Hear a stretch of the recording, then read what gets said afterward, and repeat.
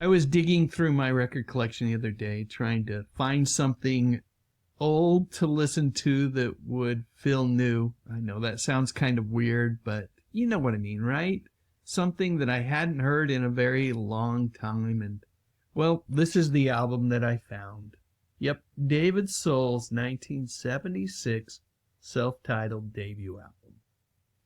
Way back then, you really couldn't go anywhere without seeing David Soul. As one half of the Starsky and Hutch duo, he was pretty much the face of everything that was mid-70s cool. But for Soul, the fame that came from playing a cop on TV was actually a bit of a detour. He'd been a folk singer long before he'd ever picked up a prop gun, and his self-titled album from 1976, This Guy, was his way of getting back to what he truly loved.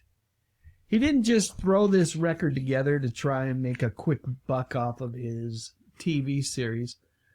Soul spent years playing in clubs and even appeared on variety shows as a masked singer to make sure people liked his voice instead of just his looks. And when it came time to record the album that we're talking about here, he teamed up with Elliot Mazer. I think I'm saying that right, M-A-Z-E-R, who had worked with Neil Young. So this wasn't a collection of cheap covers, just quick knockoff album. It was a real thoughtful folk pop record. Here it is on the album, track 1, Don't Give Up on Us, written by Tony McCauley.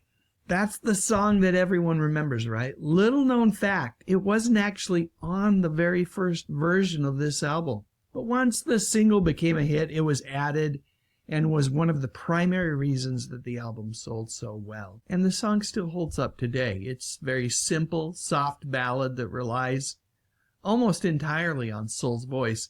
And that's what carries it, and that's what makes it so good. And like I said, it was a huge success both here and in the UK, where I think it did even better.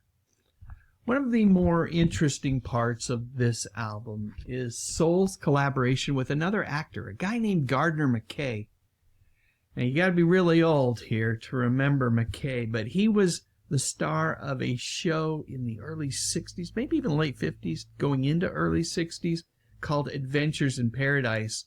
But he famously walked away from Hollywood in the late 60s when he was still a young man and a big star. He just said, "I'm done." Anyway, he and Soul ended up co-writing 3 songs on the debut album. The album opener, called The Wall, a track named Topanga, and the upbeat Black Bean Soup.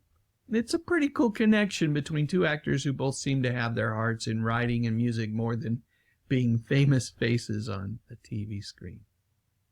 There are also moments on this album where you can hear his folk roots coming through so clearly. Landlord has a bit more grit to it, and I really like Christopher David. It's a song that he wrote for his son, and it ends the album on a very quiet and very sincere note. All in all, this isn't a bad album to pull up on Spotify or YouTube Music. Of course, the better way is to get the vinyl, right? The vinyl is the way to go, but however you listen to it, I think this is an album you're going to get something out of and really enjoy. See the description section of this video for a special deal on one of my favorite things to read, Remind Magazine. The past is a blast when you read Remind Magazine. You are special. Click on that thumbnail cause it's time to go. Dave's got the classics, let the memories flow. TV shows and movies that we all hold so dear. On his YouTube channel he's keeping memories near. Dave Sundstrom, bringing back the good stuff, oh yeah.